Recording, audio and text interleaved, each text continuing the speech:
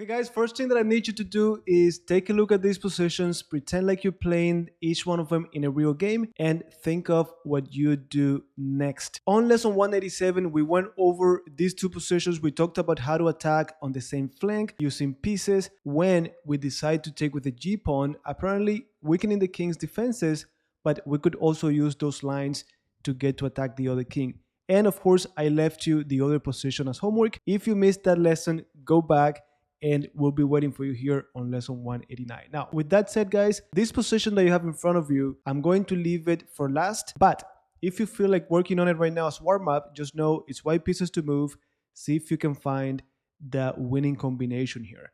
Now, the very first position that I would like to start with is basically this one, where the famous legendary Artur Yusupov, he actually decided to take the pawn on a7. Now, it looks like it is safe, but I wanted to show you this position because I analyzed it with one of my students this week, and it turned out to be more interesting than I thought. So whenever we see a move like this, we have to think for both sides.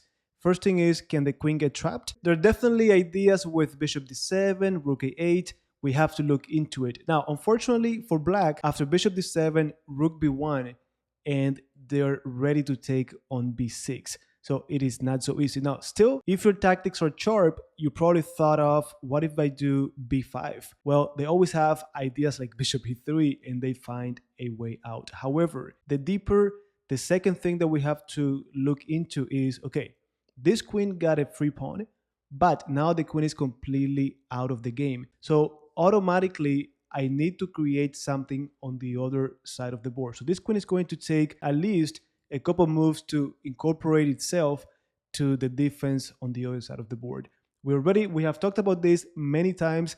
We had a lesson on material versus time, but it is time to continue to reinforce it. Now, guys, I personally, when I get into these situations, most of the time is by accident. I do not realize they could take my pawn, they take it, and then it's too late. So I need to be get on this attack mode. I need to create something. So with that said, I assume that you already worked on this position. You came up with the candidate moves and so on. Now, if you still want to give it a second chance now that you have more information, feel free to do so and share your analysis with me in the comment. Now, whenever I review this with my students, moves that I get, candidate moves, are rook e5 with the idea of transferring the rook over, bishop e5, f5, all of this, right? Well, in this game, the move that they did, and again, it has to be a move that is energetic. If I do something passive, they're just going to bring the queen back, they keep the extra pawn, and they protect the pass pawn that they have on d5. So the move was bishop e5, automatically putting pressure on h2. So we're trying to create an attack out of thin air, right? So I'm attacking that pawn, and it seems easy to defend at first, but truth is, it is not so easy. And guys, you're welcome to look at it from one's perspective and think how you defend this position. Now, the move that they played was h3, just putting the pawn in safety. If they had done something like bishop a6, for example, hitting the rook, well, we have check, then even queen e5. We even ignore the rook, because if they take it, then queen h5, and this is game over. Among many other things, we're threatening discovered check, and we get the queen, but also checkmate has to be in the air. Now, the other thing they could do is something like g3, but then bishop h3, already they're weakening their king side even more. And guys, this is what we're looking for. Create complication, get the initiative. This queen is going to be here like a decoration. It won't be able to get into the game. So after, besides g3, they could do f4, but then check, and then the same thing. We continue. Actually, here we could even do bishop g4. And you see, we're being energetic. My opponent doesn't have the time to bring the queen back into the game. And basically, it's like you're playing with an extra queen. You're attacking with an extra queen. Now, in the actual game, we had bishop e5, pawn h3, and now I'm going to tell you what I tell my students. From this moment on, if you cannot find something concrete, one thing that I like to do in these kind of positions is pretend like you have 3 moves back to back. You get to move 3 times, your opponent cannot do anything. So what 3 moves would you do back to back in order to create something on the king side? Don't give me something like, oh, I'll get the queen or I'll get the bishop. No, I'm talking about creating complications around the king. Now, I'm trusting you're going to pause the video, think about it. But the main idea here is bishop d4, queen g3. Notice how we're pinning that pawn, and then bishop h3. Or you could change the move order. You could do bishop d4, bishop h3, queen g3 check, and there has to be checkmate there. So this is the main idea. Guys, again, we go from this position where the white pieces just took the pawn to creating something out of nothing. So bishop e5, energetic move. And this goes back to lesson, I think, 9, 10, 11, 10 or 11. So after bishop e5, h3, bishop d4, energetic move, passive move. And now it is time to bring more pieces to the king side. So most of my pieces are on the queen side.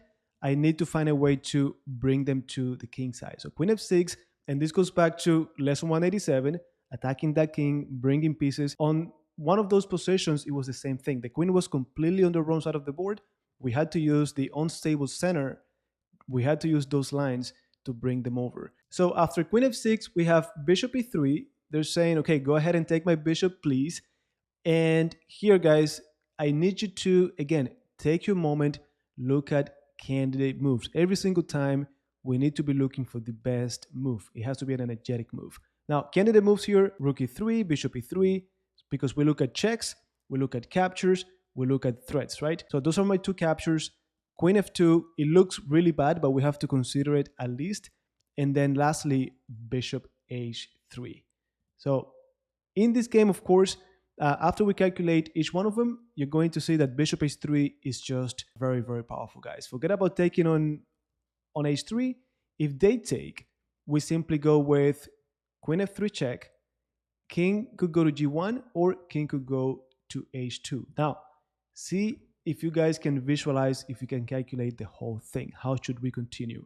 Now, in reality, you should be calculating, visualizing all of this from this moment on. Like, you're not going to take on h3 unless you have everything under control, right? So bishop h3, g takes h3, queen f3 check.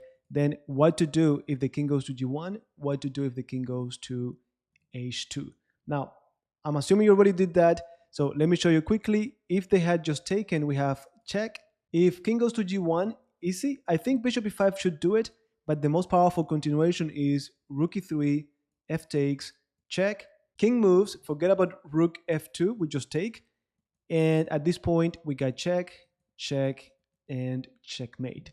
Now, the other variation would be king h2. We have the same move, check, check, and then checkmate. So for that reason, of course, the white pieces did not take on h3. Instead, we have bishop d4, and now no need to do anything crazy, guys. We have everything under control still. They shouldn't take on g3, so we simply take with the pawn, and we're still threatening to do queen h4, rook e5, and everything else. At this point, we got pawn to d6.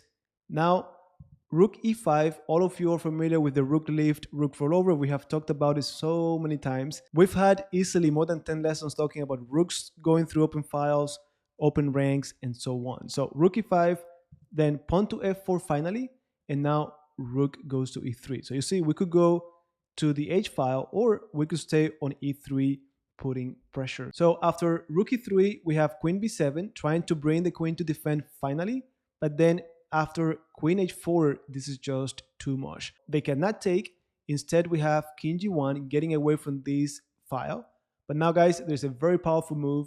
See if you can find it. After this move, the game is completely over for the white pieces. Well, the move is, of course, bishop g2 finally.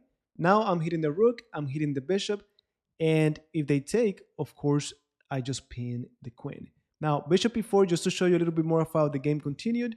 Take, queen f6, hitting the pawn, and the game is over. So again, I wanted to show you for you to see how the game went from this position. So here the black pieces decided to go knight d6. Of course, they know that after the queen leaves d7, this move is coming, right? But they were okay with this. Probably they did not calculate the whole thing, but their intuition tells them there's no way they're going to take the pawn on a7 because I get counterplay on the other side of the board. Now, can we actually make this happen in a real game? Well, that's what we're working towards. It takes time.